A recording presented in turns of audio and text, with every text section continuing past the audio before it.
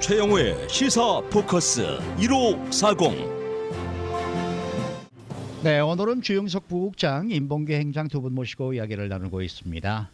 어젯밤 한 9시 반경이었을 거예요. 갑자기 이 속보가 뜨면서 스티브 호킹, 이 세계적인 물리학자죠. 이 사망 소식이 나왔습니다. 그래서 저도 굉장히 좀 충격적으로 받아들였는데요. 스티브 호킹은 어떤 학자십니까? 정말 우리 시대의 가장 유명한 과학자. 뭐 어떻게 보면 또 가장 뭐 위대하다고 하기에는 뭐 논쟁이 있을 수도 있지만 분명히 뭐 원업 가장 위대한 과학자임에 틀림이 없고 가장 유명한 과학자 그런 인물이라고 할 수 있는데 영국의 이론 물리학자죠. 영국의 이론 물리학자고 케임브리지 대학교의 석좌 교수였습니다.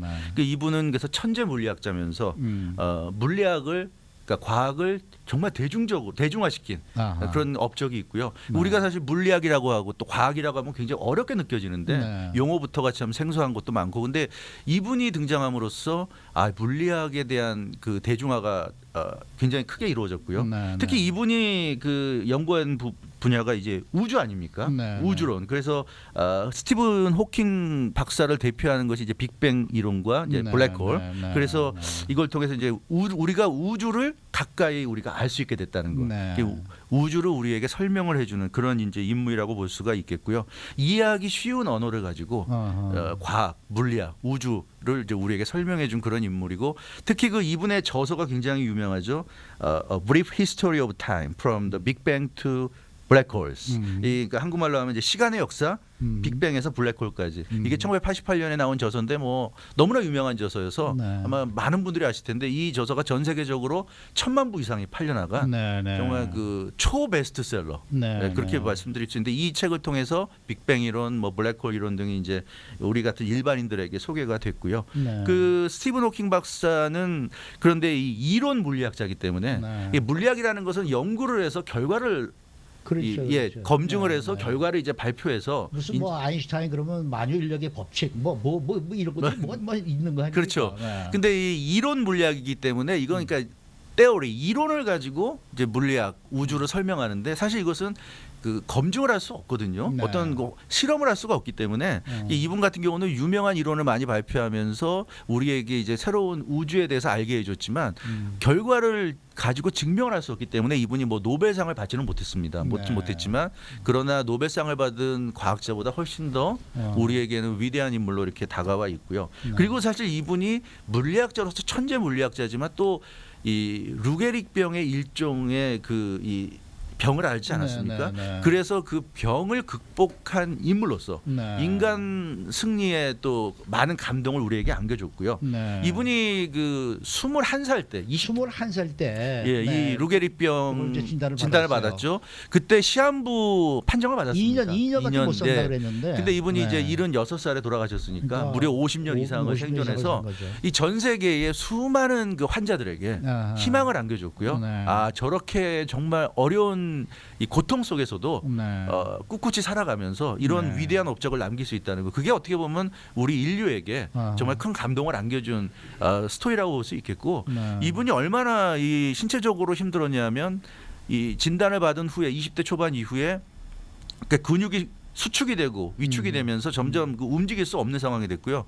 손가락 두 손가락만 움직일 수 있었기 때문에 그걸 가지고 키보드를 터치한다든가 버튼을 터치하는 식으로 해서 의사소통을 하면서 연구를 하고 그랬는데, 나중에는 그 손가락마저도 굳어졌다고 그러죠. 그래서 손가락도 사용을 못해서 나중에는 얼굴 근육, 이 눈꺼풀을 움직인다거나 자기 그 뺨에 얼굴 근육을 실룩이는 정도를 통해서 의사소통을 했는데, 이제 스티븐 호킹 박사를 위한 이제 그런 것들이 개발이 돼서 뺨을 이렇게 움직이는 거에 따라서 스티븐 호킹 박사가 어떤 의사 표시를 하는지를 알 수 있는 이제 그런 것을 개발해서 그런 식으로 이제 의사소통을 하면서 이런 그 수많은 물리학 이론들을 발표하면서 우리에게 이제 많은 감동을 줬고요. 이제 그런 그 스티븐 박사가 역경을 극복하는 모습이 우리에게는 참 많은 감동을 주지 않았나. 그래서 과학자로서 또 이런 질병을 극복하는 또 인간 승리자로서 참 여러 가지 우리에게 많은 영감을 준 이 시대의 위대한 인물이 사망했다. 그래서 뭐 수많은 전 세계인들이 애도했고요. 네. 이곳 헐리우드에서도 헐리우드 스타들도 애도했고 헐리우드에서도 이 스티븐 호킹 박사를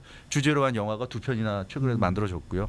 한국의 문재인 대통령도 오늘 보니까 스티븐 호킹 박사 이 사망을 애도하는 공식 성명을 발표해서 안타까움을 나타냈고 그래서 정말 이 전 지구촌이 지금 애도하고 있다 이렇게 말씀드릴 수 있을 것 같습니다. 행장님은 호킹 박사에 대해서 어떻게 생각?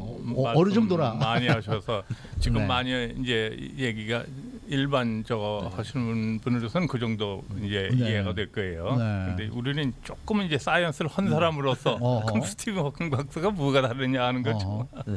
이 양반이 아까 말씀드린 대로 물리학의 일반 물리학이 점점 우주 물리학으로 바뀌었잖아요. 그리고 양자역학이나 이제 물질의 그 파장이냐 파티클이냐 뭐 이런 거로 변하기 시작하는데 거기서 이제 여러 가지 아주 쉽게 설명이 시작된 거죠. 그래갖고 이제 이분이 그 앞에 뉴토니안하고 뉴턴, 아인슈타인은 다음을 잇는 이제 학자라 그러는데 무슨 얘기냐니까 사실 물리학의 일반 이론 물리학의 가장 태두가 뉴턴이에요.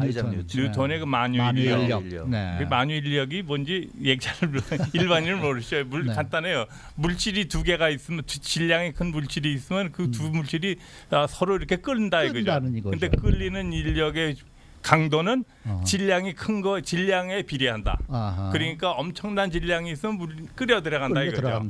거기서 이제 그게 연결돼서 블랙홀이 나온 거예요. 그러니까 블랙홀이 엄청난 질량을 갖고 있으니까 모든 게 끌려 들어간다 이거죠. 끌려 들어간다. 이제 그런 것들이 이제 이론으로 해설했는데 수학적으로 양자역학적으로 다 계산을 해갖고 한 거고. 50년 전에 지금 대학 강의를 듣는 기분입니다. 네, 저희도 뭐 그때까지 아인슈타인 상대성 이런까지는 강의를 듣고 끝났으니까. 그 다음에 이제 아인슈타인 박사인데 아인슈타인 박사는 이제 뭡니까 상대성 이론, 렐러티비티인데. 그거는 시간과 공간을 연결한 거예요. 그러니까 시간을 지나감에 따라 질량이 바뀌게 시간이 바뀜에 따라서 거기는 느끼는 질량이 달라지는 거.